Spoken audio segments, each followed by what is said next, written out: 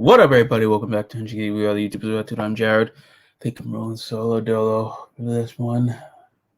Not a good idea, but either way, it's Saturday. You know what that means. It's time to review the apparent mid-season finale of Power Rangers. Dino Fury. Almost got the damn song. Whatever.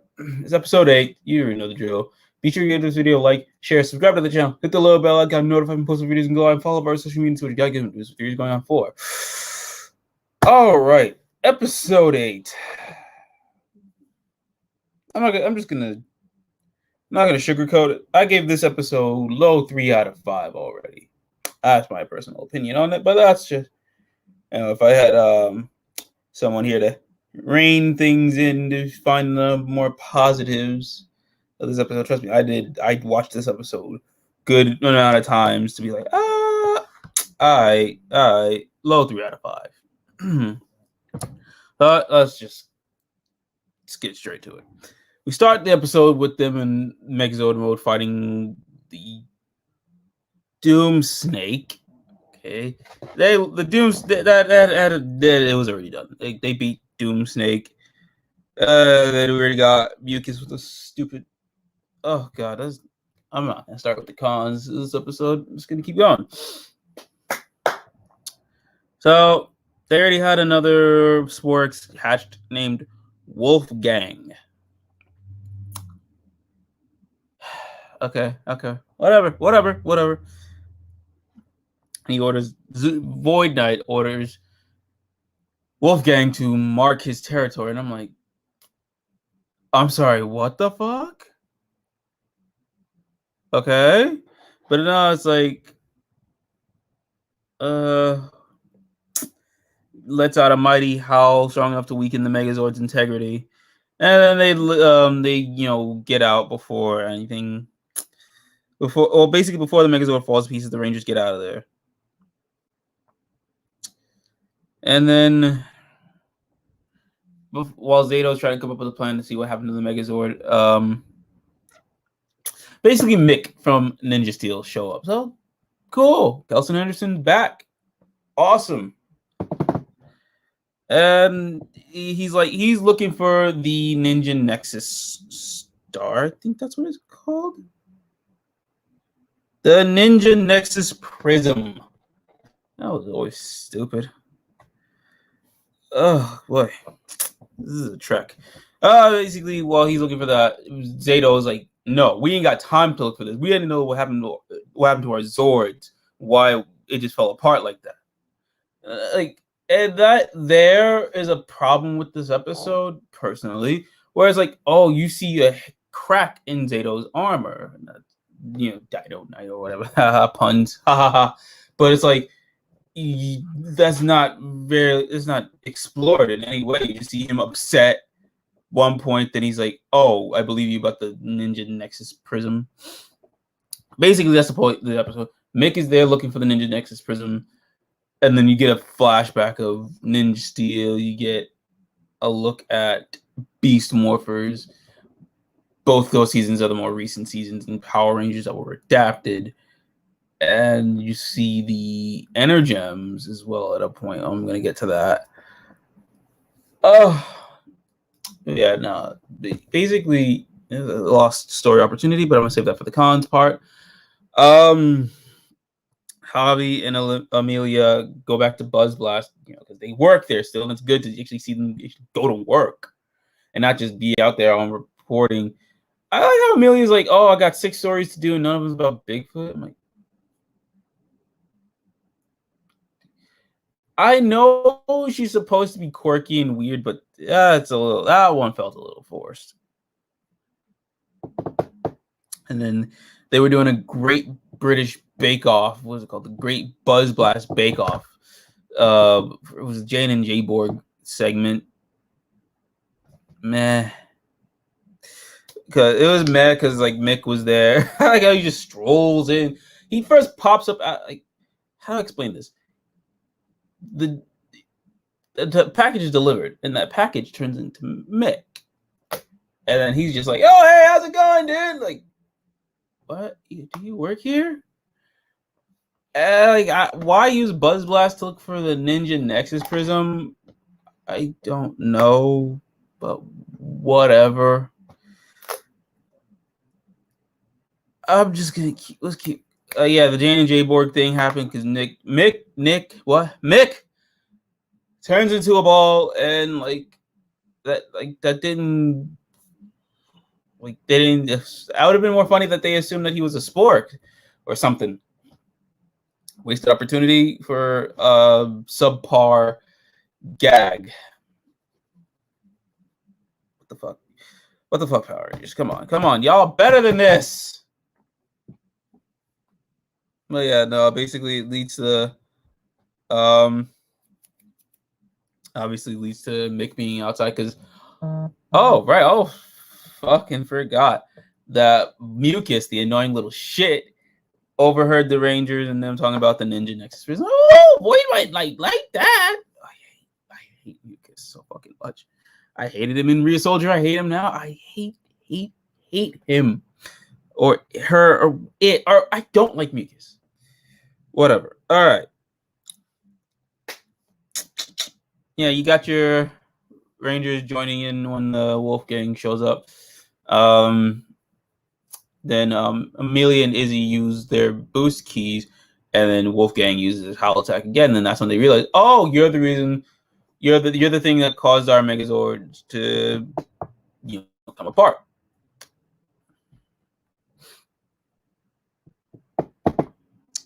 Yeah, basically, fight, whatever. You go back to base.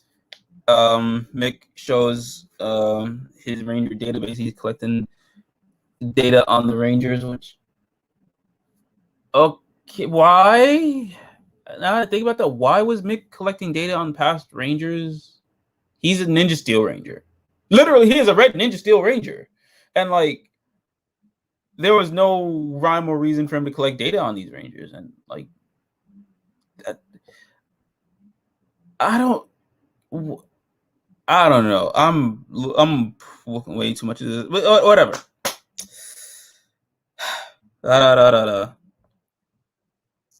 Zato. Oh yeah, I like how at a drop of a dime, Zato, drop of a pin, flip of a coin, whatever. Fuck, Zato now is like, oh, I'm gonna help you find the Ninja Nexus Prism. I'm like,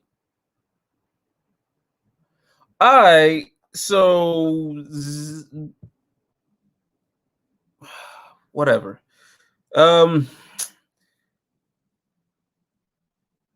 And so yeah, Void Knight ain't happy. Boom Tower goes off to volunteer and find about. Basically, he's like, yo, I will go look for that Ninja Nexus Prism or whatever. Blah blah blah blah blah. That guy shit. Who fucking cares? The Rangers find the Nexus Prism, and then that's when Zato uses his mind powers, which I thought it was random. But I'm like, oh, he did use that in episode 1. I'm like, oh, okay, cool. Continuity there is intact, but then continuity gets shattered on when Zato does this whole thing and sees the Morphin Masters create the Ninja Nexus Prism, but also create the Dino Gems and Energems from Dino Thunder, Dino Charge, respectively. Like, oh, get it, Dino Seasons, but that makes no fucking sense from the story of the previous seasons, especially those 2 seasons. Literal no sense. Whatever. My brain hurts. Whatever. Keep it moving. Yeah. So yeah, after that, their little revelation about the Ninja Nexus Prism, blah blah. Apparently, that thing's alive. It's searching for something. Why don't you go to your fucking Rangers? Oh God, what is this? What is this? Why? And who the hell is hitting me up? Goodness gracious. Okay. So, Boom Tower and Wolfgang show up.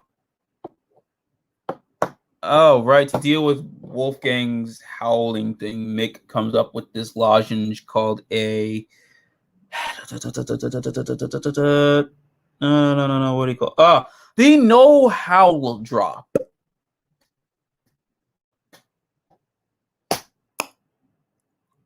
I want to call bullshit on that, but then it's like, yeah, you know, remember poor Pudgy Pig and Mighty Morphin? They had to do with use spicy food, but that was from the Sentai. This is just, I don't know anymore. This is just grasping at straws. Either way, Monster grows, Boom Tower grows, Rangers get their Megazords. They defeated Wolfgang. They defeated Boom Tower. I think they took. Well, the Wolfgang Sporks Mucus caught with a baseball mitt. Why? I don't know why. Then they Mucus tried to get the Boom Tower's Sporks cell, egg, whatever, Sporks ball, whatever the fuck. And in the end, Izzy caught that, and then that's the end of that. Back at the yeah.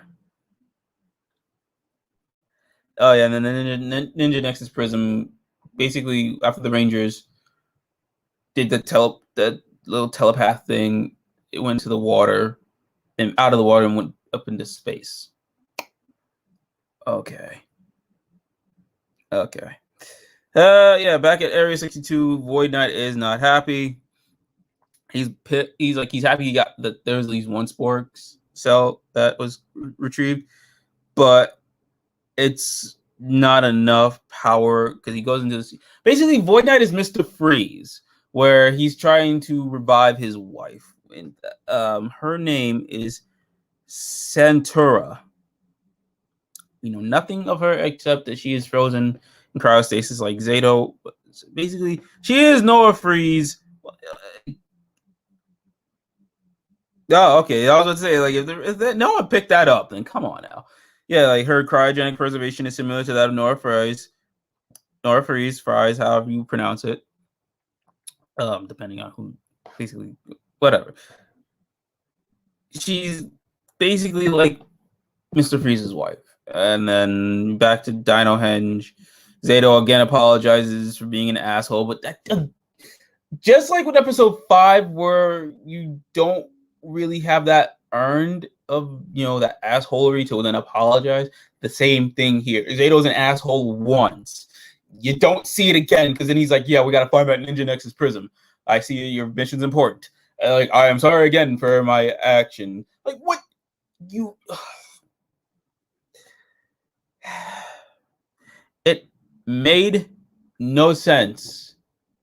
And then Mick catches a space taxi, and God, the Rangers had another comedy moment. They took some of the failed prototypes of the No Howl drop. So that was funny, cool. Ah, God, this episode. This is why it's a low 3 out of 5. But whatever the case. Oh boy, doesn't. I'm a fucking headache. You see my arm. You know why. I'm not feeling so hot right now. But whatever. So, pros and cons. Pros. Directed by Michael Hurst once again. I love Michael Hurst. We already went through this. Cool. Kelson Henderson. He's a win in anything he does. Even Ninja Steel. As much as Ninja Steel is not that much of a good team, Kelson Henderson's great. There was a slight Sadarso factor in this episode. Like I said, you see bits and pieces of like Ninja Steel and whatnot. So Sadarso factor, and you had the blue energem. So it's a second Sadarso factor. Actually, it was Yoshi's birthday this week. Happy belated birthday to Yoshi Sadarso. Sadarso factor on point, even if it's just a slight little bit, bitty bit. Sadarso factor is always good. Mick and Solon's banter works so well. Actually, that was one of the... It's a con where I'm probably gonna get hate for this. This episode felt overhyped because it's like they first announced Mick's coming back. I'm like, okay, cool. But one thing, I guess starting to see the show, I'm like, huh, Mick's coming back. Seeing him and Solon, you know, interact with each other, that banter is probably gonna be really good. And to say I was right. It was safe to say I'm right. The action, of course, good. Color and lighting, again, good. I don't know if this is a pro or not, but Void Knight is Mr. Freeze. I just put question mark. I'm like, I'm put it on the question mark. It's not a good, bad, not a bad thing. If they explore it right, cool. If they don't, then waste my fucking time. You waste my fucking time. Who wrote this? Okay, Alwyn, Becca, and new one, Maya Thompson. What is y'all writing? What is y'all fucking writing? Come on. Cons. Zato stressed, but the story was not explored well to show. Like, he is pissed. Something happened to his Zords, and like, it's a perfect opportunity to set up how Zato is, struggling being a leader of a new Ranger team in a new dimension, a new time period. Like, this is all starting to get to him, and the way the Zords just came apart like that. It's starting to, again, show little chinks in his armor. Haha, Dino Knight pun. But it's like, it's not there. Like, come on. Again, Izzy's stress from her life not shown well enough. Same thing with Zato. His stress as a leader, a fish out of water, not explored at all. Buzz Blast, the scene in Buzz Blast with Mick and Jane and J-Borg, that's 50-50. It was funny. It was fine. But at the same time, I'm just like, dialogue and one-liners went from weak to utter trash. Certain one-liners, especially out of the villains, like, it was, what the fuck was any of that? I understand this is a kid show, but I always have to use my argument of Avatar: The Last Airbender, Voltron, the Netflix Voltron series, Kamen Rider. Like all these are kids shows, but don't talk down to their audience. And especially Kamen Rider. Kamen Rider is a fucking show that's built on selling toys, but sometimes the story behind selling those toys is actually really damn good. Like, come on. Right after this, we're going straight to Twitch, watching Kamen Rider Saber. Jesus Christ, this episode is going to be crazy. And then fucking Hyper Zenkaiger. Come on. At least with Zenkaiger, it's earned hype. It's earned. Hype for it, it's earned. This was hyped, but just overhyped. Yeah, that's the next point. It feels overhyped. Yes, it's cool. We're getting more into the whole lore of Power Rangers. Even then, it feels forced. But I'm going to get into that in a bit. The continuity is all fucked up, which probably explains why most of the Power Ranger seasons outside of Mighty Morphin and Beast Morphers, and I think Dino Charge, were taken off of Netflix. Because, like, they don't want people being confused. It's like, wait a minute, what are those? Those are Dino Gems and Energems? Okay, we're like, so Morphin Masters made those. They don't, because they know that's fucked up continuity wise. Like, because Tommy made the Dino Gems. He made the Dino Powers. He might have used his knowledge through the Morphin Grid, but it was him and Haley that made the Dino Gems and the Dino Morphers. They made that, not the Morphin Masters. They didn't create. No, fuck that. And then the Energems were created by what's his name, Keeper, not the Morphin Masters. Keeper. I understand you can't build it on continuity and lore for a grander universe, but have it make fucking sense. The fuck? Oh god. This is based more on the channel Nickelodeon. The commercials are too fucking long. That's always a con. That's a constant con. Okay, yeah, I said the story of this episode was sacrificed to build a whole grander universe of Power Rangers, which fine, but at the same time, have it make sense. This just feels forced. And again, seriously, Dino Gems were not made by Morphin Masters. Energems, not made by Morphin Masters. The Ninja Nexus Prism, I could possibly buy. But even then, what the fuck? Like, oh, Morphin Masters are linked to the Morphin Grid. They're watching over these. That's why Steel lived at the end of Beast Morphers. Because they only showed the scene where he died. Like that. What? Oh, and the universe, it's not as strong as you see in the comics. You see the Morphin Masters, you see you see lore built upon that, but that's because the writing is competent. Oh my goodness, what the fuck? And then Nick's Ranger files conveniently fits in the Dino Henge's like ships, like systems. Whatever. They called this no howl drop. Okay, at this point, I gave up on the episode. I gave up. Mucus is still an annoying little shit. And a space taxi. That Fifth Element looking space taxi. Really, what the fuck was? Not even fuck. I can't. I give up. I give up. This is why it's a low 3 out of 5. Most like the pros are what saved this episode, and at all because I would just if basically Kelton Henderson did not come back, and I didn't like the cast of Ninja. Well, I do like Ninja Steel's cast. If I didn't like the cast of Dino Fury, I would have shat on this episode more. But because they work so well together, but again, some of the dialogue is just weak and utter trash. Why? I don't know why. And I understand. I think it was brought up by Totally Not Mark. If you try to change someone's story in their hard work, it's disrespectful, and I understand that. But wow, if the dialogue is trash, I think there's a fine line where you gotta change some shit up. If there's no story at all and it's just basically nothing, trying to tune it up real quick might not be such a bad idea. Come on. I understand that like there are higher ups that have final say, and I think they need to lay off the drugs or the booze or stop messing with that booger sugar for a second.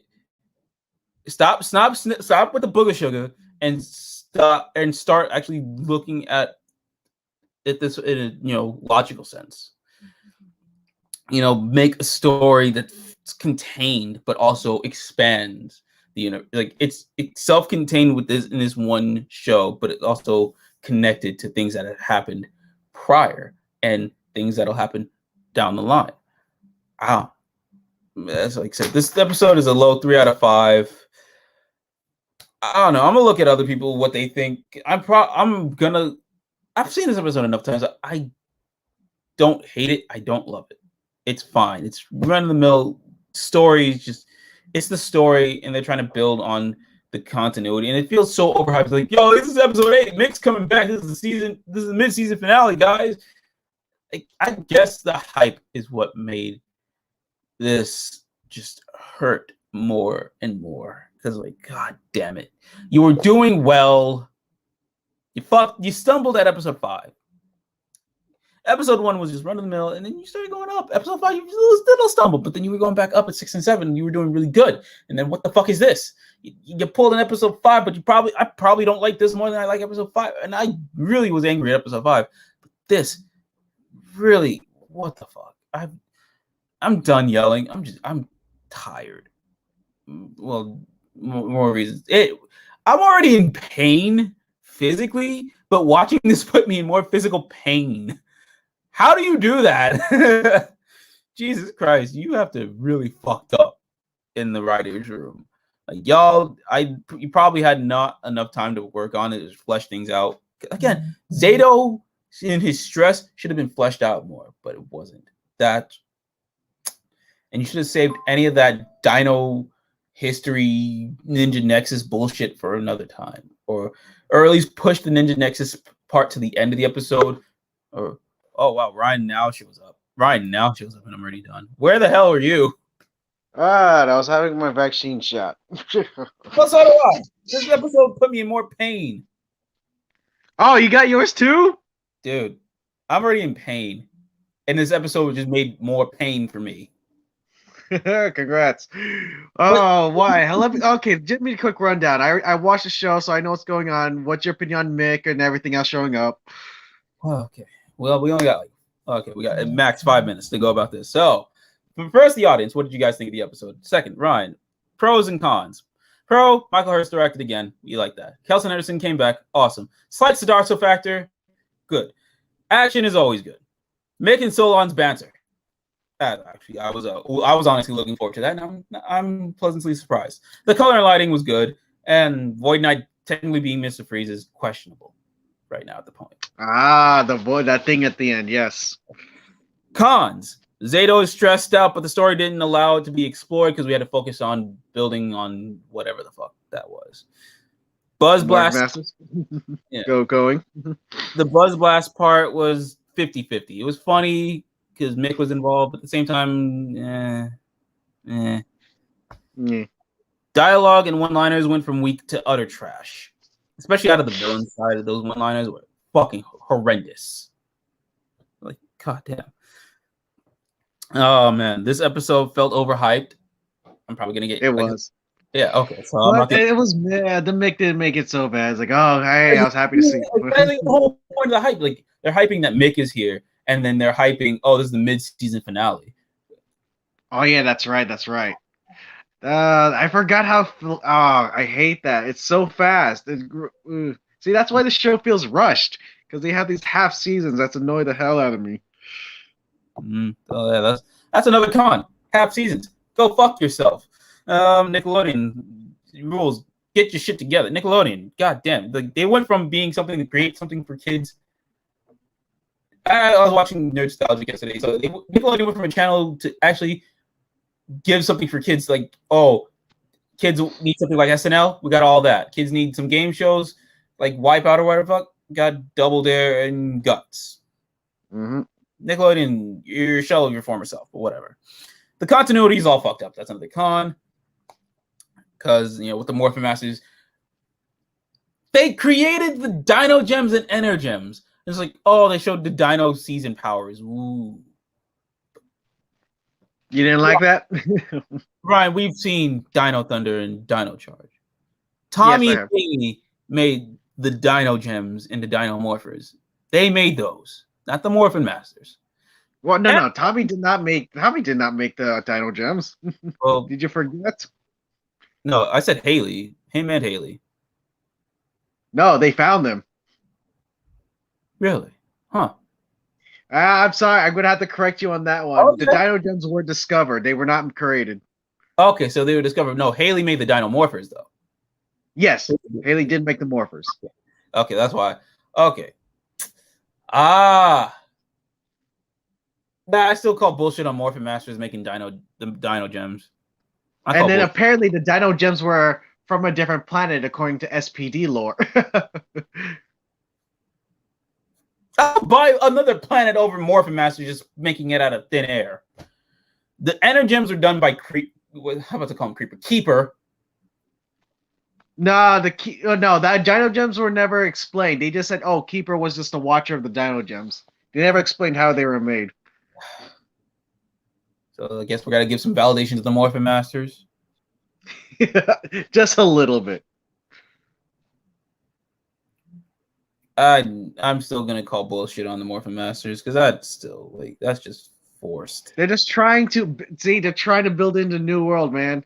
They're trying real hard. It feels like they just sacrificed the story for this episode to build on whatever fucking they're doing. Their version of the MCU. Yes, and honestly, my favorite villain character, kind of, Boom Tower's now gone, cry.